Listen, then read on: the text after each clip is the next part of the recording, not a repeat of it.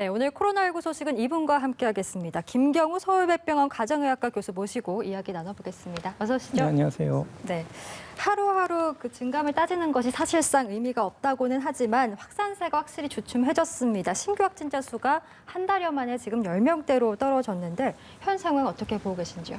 네, 그래서 최근 2주간 방역관리 상황하고 위험도 평가를 보게 되면 말씀하신 것처럼 일일 신규 확진자 수는 좀 감소하고 있는데요.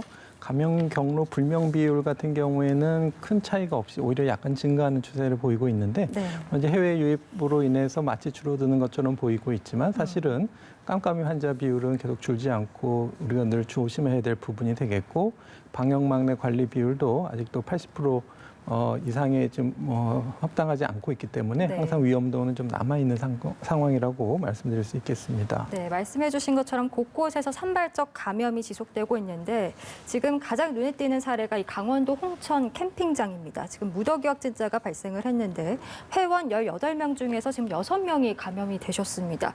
이제 휴가철에 주로 이렇게 캠핑장에 가시는 분들이 많으신데 캠핑장에서의 방역 수칙도 한 번 더 짚어주실 필요가 있을 것 같습니다. 네, 맞습니다. 캠핑장은 비록 야외에서 많이 활동하기 때문에 상대적으로 안전하다고 생각하기 쉬운데요. 이번 사례는 어떤 전파가 구체적으로 이루어졌는지 확인해 봐야 되겠지만 아무래도 같이 마스크를 벗으신 상태에서 음식을 드시고 대화를 하시면서 또 야외라고 하더라도 좀 좁은 간격으로 활동이 이루어지지 않았나 이렇게 추정이 되고요. 네. 아무래도 캠핑장에 가면은 캠핑장 환경에 따라 차이가 있겠지만 어떤 샤워 시설과 같은 공용 시설이라든지 숙박 시설의 어떤 특징이라든지 또 교통수단 이런 것도 좀 사전에 잘 확인해 보셔야 되겠고 여러분들이 같이 가시는 것보다는 소규모 가족 단위로 소그룹으로 적은 인원이 함께 가시는 것이 좋을 것 같고요. 또 가실 때 증상이 있으시면은 여행을 취소하시고 또 캠핑 도중이라도 증상이 있으시면은 일정을 변경하고 검사를 받으시고 특히 다녀오셔서도 증상이 있다면 빨리 선별 검사를 받으시는 이러한 노력들이 필요할 것 같습니다. 네, 이 캠핑장 내에서 감염되신 분 중에는 777 사령부 예하대대 간부 분이 또 계십니다. 이제 지난주에 포천 부대에서 집단 감염이 나온 이후 이제 군대 내 감염이 계속해서 나오고 있는데 아무래도 군 특성상 확산될 우려도 우리가 배제할 수는 없는 것 같습니다. 네, 그렇습니다. 그래서 지금 이분이 근무한 환경도 좀 알아봐야 될 것 같고요. 네. 아마 24일에서 26일 날 다녀오시고 나서 28일 날 증상이 생기시고 바로 검사를 하셔서 확진이 됐는데 노출되고 나서 확진 검사까지 그래도 비교적 좀 조기에 인지된 편이라고 볼 수 있겠고요. 네. 아마 그래도 월요일, 화요일 날 접촉하신 분들은 이제 추가적인 감염 전파 가능성이 있기 때문에 직장 내에서 얼만큼 마스크 착용이나 거리 두기 이런 것들이 이루어진지 좀 확인이 필요할 것 같고요.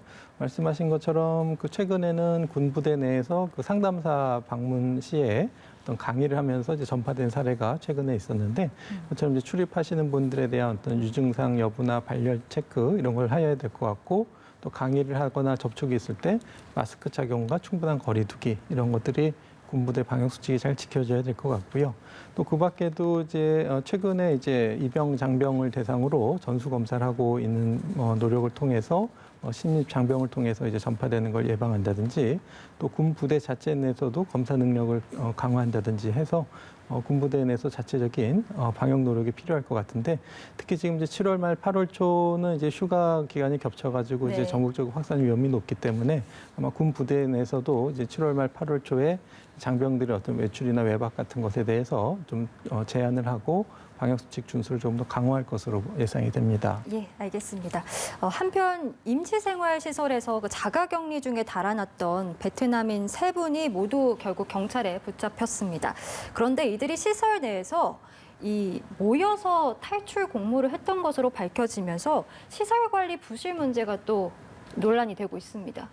네, 마침 정부에서는 이런 그 임시생활 시설을 어떻게 좀 효율적으로 운영할 것인가. 그래서 일부 부분은 민간 업체에 위탁하고, 그러니까 어떤 일반적인 서비스 같은 것들을 하고, 그다음에 방역 관리나 어떤 치안 이런 것들은 이제 정부가 맡고 이런 것들을 고민하고 있었고 관리하는 부처도 복지부뿐만 아니라 해수부라든지 고용부라든지 국토부라든지 이제 다양한 부처가 관계되어 있고. 또 중앙 정부에서 운영하는 임시생활시설도 있고 또 지자체에서 운영하는 시설도 있고 그래서 운영시설 관리가 참 쉽지는 않고 또 계속 해외 입국자 자가격리를 시설 격리를 해야 되는 대상 인원도 늘어나고 있어서 부담을 느끼던 차에 이제 이번 사건이 생겼는데요. 아마 그 복도 내 CCTV를 통해서 이제 그 다른 베트남인이 다른 동료 베트남인 방에 이제 들어가서 공무원 사실이 확인됐다고 하는데 원래 이제 격리 중에는 방을 이동하면 안 되는데 이런 것이 좀 어겨진 부분이 있어서 앞으로 이제 보다 조금 더 체계적이고 좀 통일화되고 효율화된 이런 임시생활시설 관리에 대한 고민들을 계속 해나가야 될 것 같습니다. 네.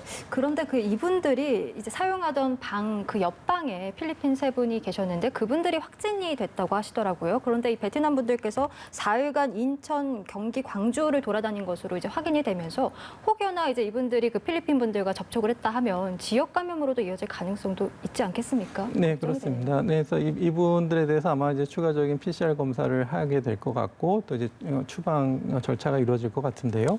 임시생활시설 내에서 과연 이분들 필리핀 선원분하고 베트남 분 간의 접촉이 있었는지 그래서 아마 이제 복도 내 CCTV로 확인이 가능할 것 같고요.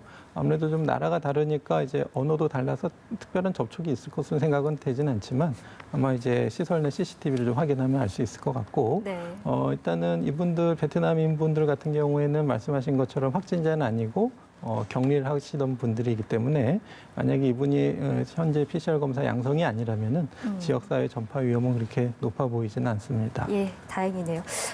지난 주말부터는요, 그 프로야구 관중 입장이 재개가 됐습니다. 그래서 사직 야구장에서도 지난 화요일에 이제 처음으로 관중이 지켜보는 가운데 홈 경기가 펼쳐졌는데 방역 당국이 여기서 사회적 거리두기가 잘 지켜지지 않았다라고 경고를 했다고 합니다. 이렇게 되면 다시금 이 재개 움직임이 또 다시 닫히는 거 아닐까라는 걱정도 되네요. 네, 맞습니다. 그래서 이제 직접 관람하실 때 말씀하신 것처럼 이제 앉은 좌석의 간격을 충분히 뛰어 앉아야 되고 또 항상 마스크 착용을 해야 되고 마스크를 벗고 뭘 드시는 것도 이제 금지되어 있고 특히 이제 고성을 지르거나 이렇게 노래를 부르시면 또 비말이 많이 튀기 때문에 이런 것도 제한이 되어 있고 또 충분한 간격을 유지하고 밀집도를 낮추기 위해서 이제 10%만 입장을 시켜서 최소한 인원만 이제 입장하는 이런 조건을 제한적으로 직접 관람을 시작했는데요. 아마도 이제 그런 것들 중에서 이제 가셨던 분들이 관중석에 이제 몰려서 같이 앉으면서 충분한 거리두기가 이제 이루어지지 않은 점이 미흡한 점으로 지적이 돼서 만약에 이것이 개선되지 않으면은 이제 집합금지 명령을 통해서 이제 관람하는 것도 이제 없어질 것 같은데요. 또 시행착오를 통해서 잘 지켜주시는 노력들이 좀 필요할 것 같습니다. 예, 알겠습니다. 오늘 말씀 여기까지 듣도록 하고요. 오늘 코로나19 소식은 김경우 서울백병원 가정의학과 교수와 함께 이야기해봤습니다. 말씀 고맙습니다. 네, 감사합니다.